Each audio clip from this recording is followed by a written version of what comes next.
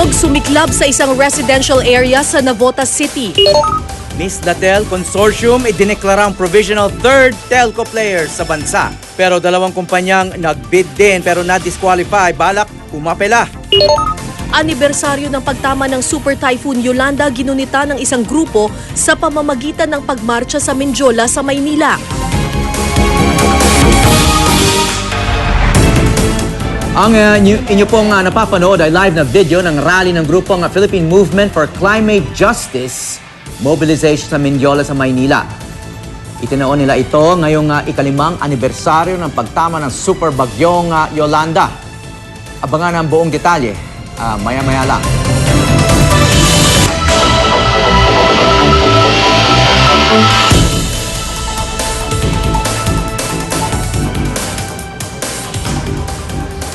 Sumiklab ang sunog sa isang residential area sa Oliveros Street sa Tangos, Navotas. Umabot ito sa ikatlong alarma at ngayoy kontrolado na. May news to go si Alan Gatos ng Super Radio DZBB. Alan? Kara, Hawi, tinupok ng sunog ang hindi bababa sa 20 hanggang 30 mga bahay sa Navotas sa Sinakpaga.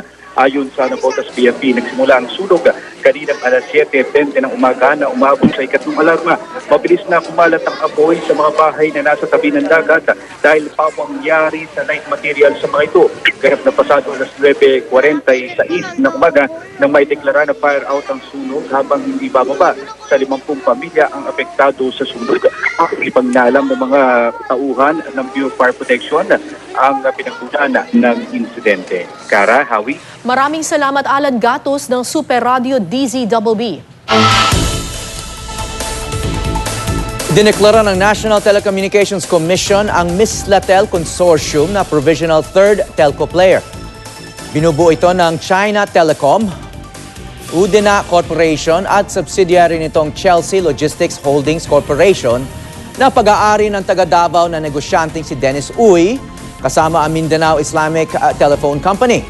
Isa si Uy sa pinakamalaking campaign contributor ni Pangulong Rodrigo Duterte. Bukod sa Miss Latel, nagbid din ang Sear Telecom at ang Philippine Telegraph and Telephone Corporation o PTNT pero na-disqualify dahil sa kakulangan ng requirements. Balak ng dalawa na umapila.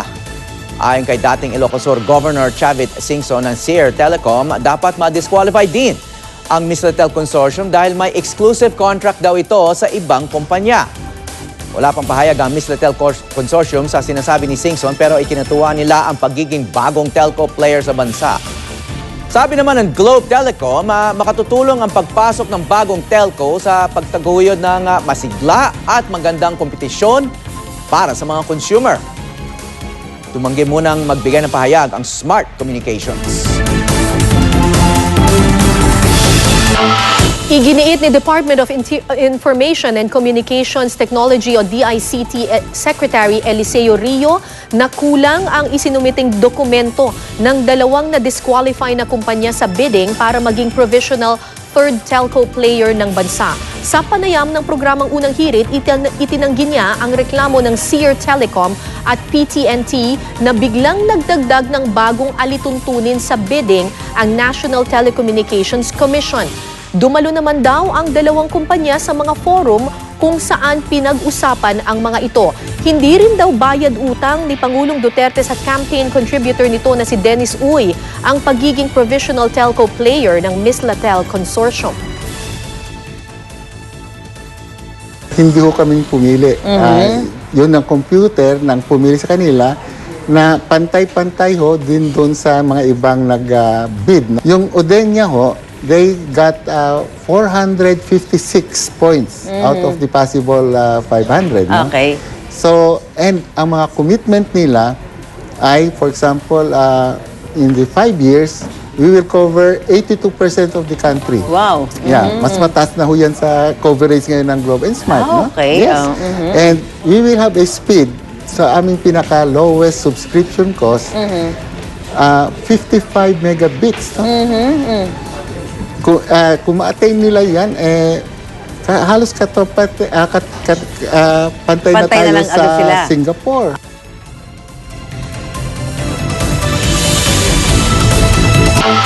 Sa Sa pagpasok ng ikatlong telecommunications company sa bansa, hiling ng karamihan mas mabilis na internet service. Base sa speed test ng UCLA, isang US-based web testing and analytics firm, sa 124 na bansa, pang-79 ang Pilipinas sa mobile broadband download speed. Sa Pilipinas, nasa 13.83 Mbps ito. Mabagal kung ikukumpara sa 23.64 Mbps na global average. At malayo sa Norway na nangunguna sa bilis na 67.12 Mbps. Sa 13 Mbps, 2 oras at kalahati ang itatagal bago makapag-download ng isang buong pelikula. Sa fixed broadband download speed naman, lalong walang panama ang 18.09 Mbps ng Pilipinas sa nangungunang 184 Mbps ng Singapore.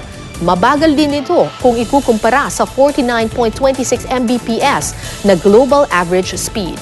Sa datos ng DICT at NTC, 34% ng mga bahay sa Pilipinas ang may internet, habang mahigit 60% ng populasyon ang may internet. Nababahala ang Commission on Human Rights o CHR sa pagpaslang sa human rights lawyer na si Attorney Benjamin Ramos. Anila dagdag ito sa mga insidente ng karahasan laban sa mga tagapagtanggol ng karapatang pantao sa bansa. Mariing kinondena ng National Union of People's Lawyers o NUPL ang pagkakapatay kay Ramos na kanilang founding member at Secretary General ng kanilang Negros Occidental Chapter. Ika-34 na araw siya sa mga abogadong napatay sa ilalim ng Administrasyong Duterte. Hawak ni Ramos ang kaso sa pagmassacre sa siyam na magsasaka sa Sagay, Negros Occidental noong Oktubre. Matatandaang isinisi ni Pangulong Duterte sa mga komunistang grupo ang massacre. Ayon sa NUPL, isinama ng PNP si Ramos sa poster na nagsasabing isa siyang komunista. Kinundina naman ng Malacanang pagpatay kay Ramos pero hindi raw tamang isisi sa gobyerno ang nangyari. Martes ng gabi ng pagpabarili ng riding in tandem ang 56 na taong gulang na si Ramos sa harap ng isang tindahan sa Kabangkalan City, Negros Occidental. Bukod sa pulis, pinaimbestigahan na rin ng DOJ sa NBI ang krimen.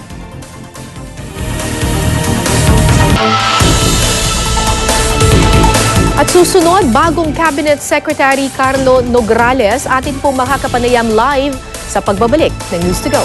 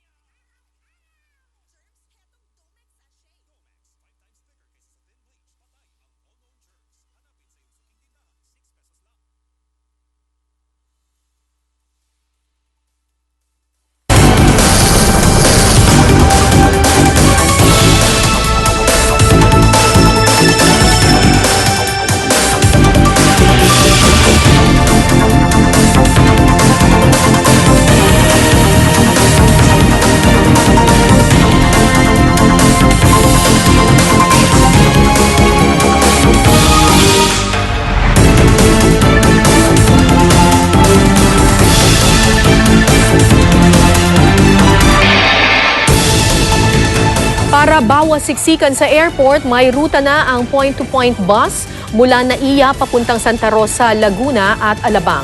May news to go si Bam Alegre. Inilunsad ng UB Express ang bagong ruta ng kanilang mga P2P o point-to-point bus mula Naiya. Sa serbisyohan nito ang dalawang mall sa Alabang, Muntinlupa. 110 pesos ang pamasahe at mula 45 minutes ang biyahe via Skyway. Dadaan din dito ng dalawang mall sa Santa Rosa, Laguna. 190 pesos ang pamasahe at 1 oras at kalahati naman ang biyahe para rito. 24 hanggang 32 ang kapasidad ng isang bus. May buwan ang sahod ng mga driver at 8 oras lang maaaring bumiyahe kada araw. Bago nito, may linya na ang UB Express sa Intramuros, Maynila, Makati at Roas Boulevard. Pinag-uusapan na rin ng mga P2P bus company ang pagkakaroon ng iisang terminal para sa lahat ng mga biyahe nila para mas madali sa mga pasahero. Ang pinaka-purpose natin talaga dito is to decongest the airport. Everything is di ba, regulated by LTFRB. Nag-apply pa kami for other routes. Bam Alegre, GMA News.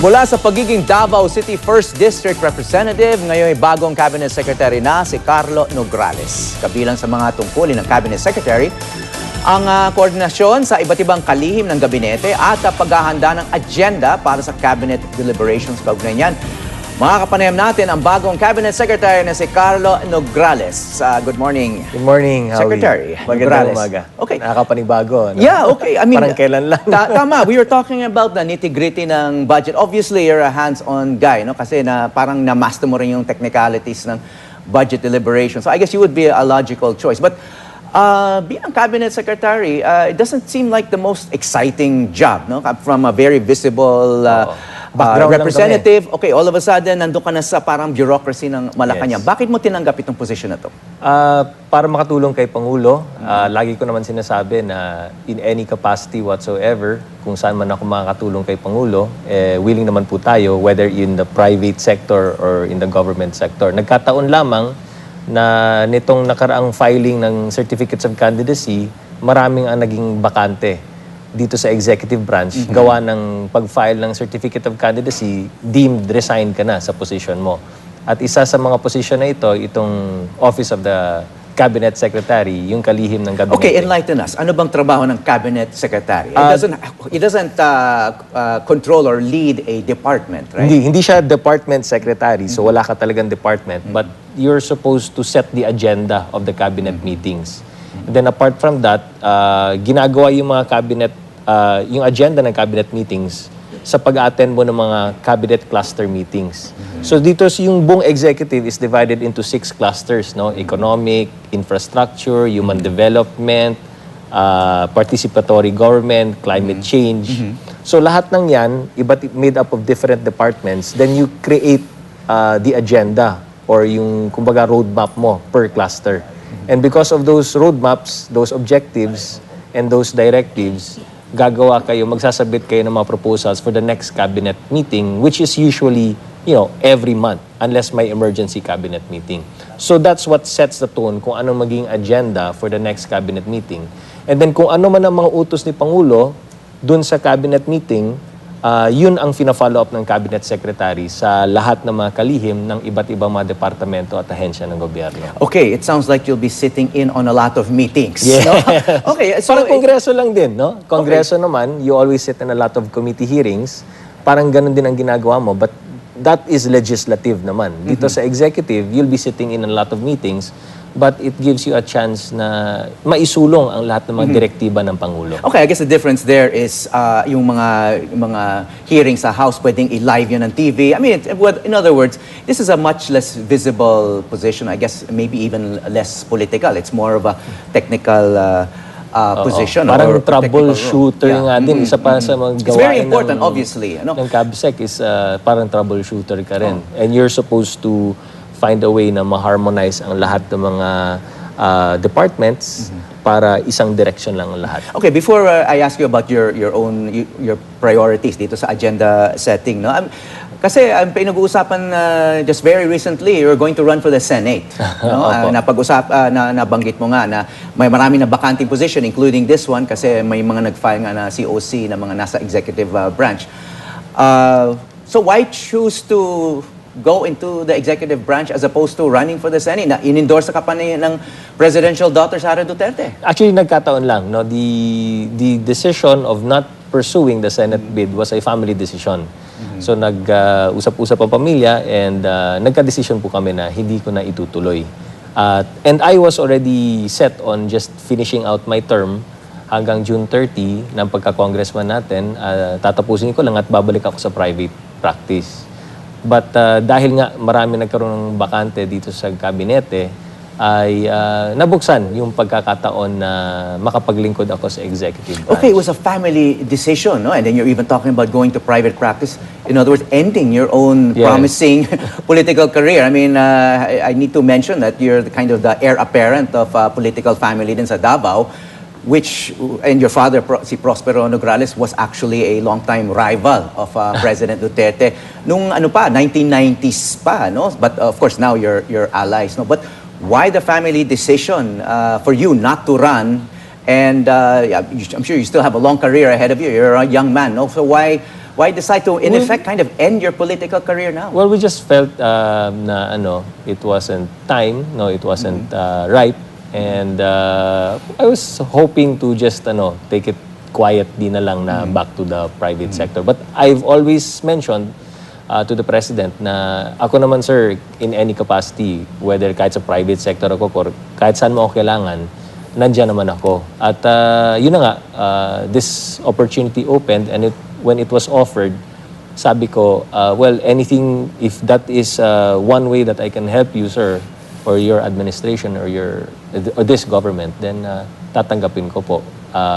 Wholeheartedly, humbly, it will be an honor and privilege, sabi ko nga. At tinanggap ko naman. Okay, I have to share something that sinasabi ng mga ilang political observers. Parang kinoko-opt daw yung Nograles family because you are still a pretty influential family in Davao and ka-generation mo, yung mga anak ng Pangulo. No? So in effect, parang kung itatago ka dyan sa Malacanang in a less visible role, kahit influential yon, parang they're taking away an obstacle to the rise of some of the presidential children like Sara, Baste, Pulong. Tingin ko hindi naman anong tingin mo doon sa observation na yun? Hindi naman po ganun ang nangyari. Gaya ng sinabi ko, wala naman itong, kumbaga, some people think that may agreement. Wala pong agreement. Nagkataon lang. Everything just happened like that. Hindi ako tumuloy sa pagtakbo. Inalok po ako nito para makatulong sa Pangulo at sabi ko nga, tutulong kami. So, ganun na lang po yung naging sequence of events. But there was no agreement or walang pagkasunduan na sinasabi or haka-haka ng iba. Ito'y para lamang makatulong tayo sa administrasyon, makatulong tayo sa gobyerno, masuporta natin ang ating Pangulo.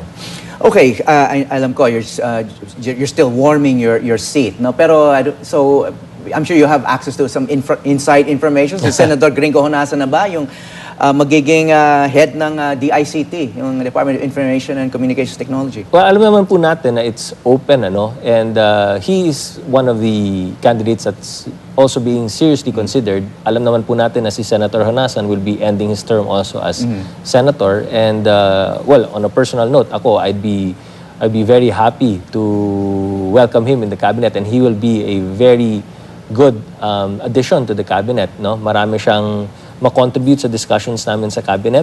Marami siyang ma-contribute not only in terms of the information and communications technology, but in all other aspects of governance as well. So we welcome him. If he accepts, then it would be an honor and a privilege to be working closely with future Secretary Gringo Honasan. Okay, one of your roles is you're going to be helping set the agenda for cabinet meetings. Ano sa tingin mo ang dapat i-prioritize? Actually, yung cabinet clusters naman, may sarili-sarili silang mga roadmaps, may sarili-sarili silang mga objectives. And all of that will all lead directly to the 10-point socio-economic agenda of the President. But personally, what is closest to my heart, which I believe is also closest to the heart of the President, is the development of our rural areas, yung pagpapalago ng ating mga countryside, ang ating mga probinsya, ang ating mga kanayunan. Napaka-importante po nun kasi parehas kami ni President Duterte na taga Mindanao, taga Davao, taga probinsya, at napaka-importante po sa amin na makita namin na lumago ang bawat probinsya at kanayunan ng ating bansa tulad ng paglago ng Davao City. Because Davao City before And I know you know that, Howie. Long time ago, it wasn't like this. It wasn't like the Davao we see now.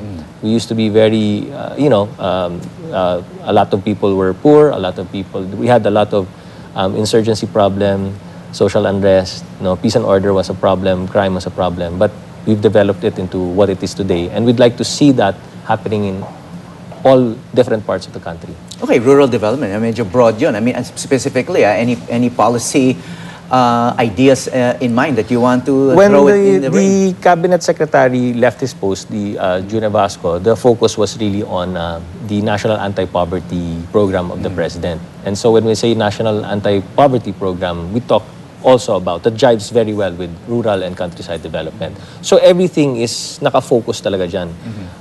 And that also ties up very well with the ambition natin ni development program of the President, the socio-economic development, the social contract with the Philippines, with the Filipino people, and the PDP, the Philippine Development Plan. So lahat po nito naka-hone in, naka-tune in po dun.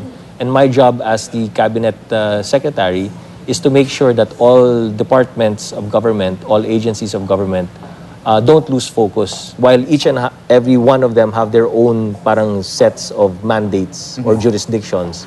Kailangan we still work as one whole team going towards the same direction. Okay, dito naman, just recently in the news, napili na itong ikatlong telco player, Miss Latel Consortium. Kabilang sa grupo na yan, itong negosyanteng taga Davao, si Dennis Uy, na isa sa pinakamalaking campaign contributor daw kay Pangulong Duterte. I wanted to get your comment on this. And do you think people from Davao are being favored when it comes to position? I mean, you're from Davao. Of course, prerogative naman ng Pangulo yan. But in this case, there's a bidding process. No? Yes, so, correct. Coincidental lang ba yan? At taga Davao din yung nakakuha ng I think so. winning I think it's coincidental. Kasi alam niyo naman, itong third telco player has been something that the President has promised to the Filipino people. And he's been saying that and mouthing that for so long already. Meaning to say, everybody knew that it was gonna happen. So all bidders could bid. It was an open bidding. Lahat ng gusto mag-participate sa bidding. Long time ago pa, sinasabi ni Pangulo yan. So you had every chance for you to prepare all the bidding documents. Kung interesado ka, sumali ka sa bidding process, gawin mo ang lahat ng pwedeng gawin para manalo ka sa bidding, and it was open to all. So this is just coincidental that he's very close to the president. He gave a lot of money to the campaign. Is, if you look he's at from Davao. if you look at the circumstances, it was open to all. And in fact, there were bidders who bid. May mga nag-back out, but it was open to all. And yun po nangyari. And even the DICT has already pronounced that they were very open and transparent in the bidding process. And I think that's most important. And a winner has been declared. But again, even after the declaration of the winner, may due process pa rin po yan. May mag-a-appeal pa nga. Opo. Kaya nga sinasabi, it's not yet final. Yun yung presumptive, yan yung temporarily, siya pa. But everything's still open to scrutiny, and may proseso pa po yan. May procedural and due process pa po yan. So hindi pa to final na final? Yes, correct. Okay, I wanted to ask you about someone else in the news. Itong si Michael Yang, supposedly a non-Filipino citizen but has been appointed an economic advisor of the president. Why do you think that needed to be formalized? Hindi pa pwede mag-advise ng tungkol sa economy ang isang tao sa Pangulo without creating controversy? I mean, tsaka hindi ba ito labag sa batas? Honestly, hindi ko pa talaga alam ano yung circumstances behind this. I don't know if he's actually an economic advisor. I haven't seen the papers yet. So hindi ko masasagot yan. I don't have enough documents to tell me really what the real story is. And I suppose those kinds of matters, hindi na siguro dadaan sa cabinet secretary. It's mostly the executive secretary yung nagpo-process niyan. I mean, you're dealing with the cabinet members only. Yes. Agenda setting and coordination lang. Troubleshooting. At paminsan-minsan during the cabinet meetings, just like what happened in the last cabinet meeting, nabigyan ng direktiba to help in the passage of the coconut levy fund bill. So, isa po yan sa mga directives na binibigay ng Pangulo. So, every now and then, madadagdagan yung trabaho natin. So itong mga naiwan mong trabaho sa Kongreso, of course, if a follow-up mo na ngayon, I mean, you're kind of in a good position to follow up some of those issues that are close to your heart. I suppose, yung mga nakabinbin na legislation or mga pending legislation in the House. Yes, but as soon as I took my oath, syempre, I'm already considered resigned as a member of the House of Representatives and fully nandito na tayo sa executive. But it gives us also a different, it's a paradigm shift, no? Mula sa legislative branch, ngayon nasa executive branch na tayo. And yes, it opens up an opportunity for me to push also what my legislative agenda was na masuportahan naman ng executive branch this time around. All right, congratulations and Maraming salamat, good luck. Awi. Maraming salamat, Cabinet Secretary Carlo Nograles. Thank you po. Kasalukuyang nagrarally ang ilang grupo sa Mendiola sa Maynila bilang paggunita sa hagupit ng Super Bagyong Yolanda matapos ang 5 taon. Pinuna nila ang nabinbin na mga pabahay para sa marami pang biktima ng bagyo. May news to go si Mark Nakalalad ng Super Radio DZBB. Mark. Singilin ang dapat singilin at magbayad ang dapat magbayad. Ito ang sigaw ng iba't ibang grupo na patuloy na ipinananawagan ang hustisya para sa mga biktima ng Super Typhoon Yolanda. Sa ikalimang anibersaryo ng paghagupit ng Super Typhoon sa Visayas, nagbarka mula sa UST patungo Mendiola ang nasa mahigit 200 miyembro ng Philippine Movement for Climate Justice, Sanlakas at Partido Lakas ng Masa. Ayon kay Aaron Pedrosa, Energy Working Head ng PMCJ, karamihan sa mga sumama sa kanilang protesta ay taga Leyte at Samar na labis na hinagupit ni Yolanda. Palawanag niya sa 205,000 na pabahay na pangako ng nakaraang administrasyon para sa rehabilitasyon at mga biktima ng bagyo, nasa 99,000 lamang o wala pa sa 50% ang natatapos dito. Sa naturang bilang 22,000 lamang daw dito ang okupado dahil karamihan sa mga bahay na naitayo ay substandard at kulang sa pasilidad. Binanatan din ng grupo ang 1.5 billion pesos na misuse funds na nasilip ng COA dahil ibinigay ng gobyerno ang proyektong pabahay sa hindi mapagkakatiwalaan at korap na kontraktor. Dagdag pa nila, walang konkretong aksyon ng gobyerno laban sa global warming dahil tila pinahihintulutan lamang nito ang pagpimila at paggamit ng coal. Ang inyong kapuso Mark Makalalad ng GMA Super Radio DZBB nag-uulat para sa News to Go. 5 taon na ang nakalipas mula nang humagupit sa Pilipinas ang Super Typhoon Yolanda. Narito ang ating pagbabalik tanaw sa pinakamalakas na bagyong tumama sa kalupaan. Kailangan po namin ng tulong nyo kasi wash out po lahat kami.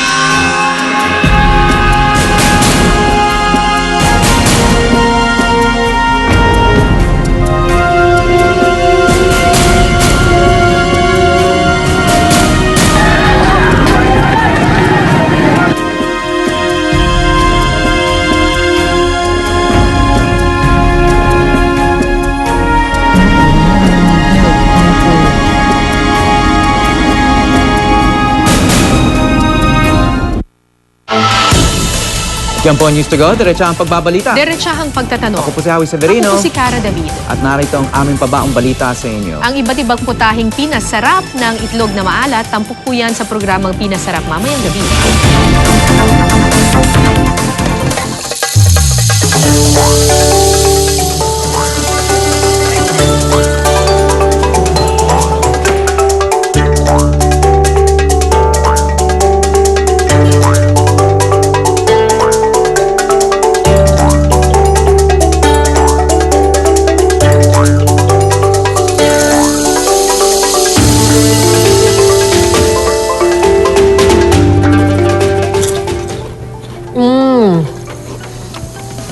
I'm sure nakatikim na kayo ng salted egg chips, pero ay nako, nakaka-addict, 'di ba?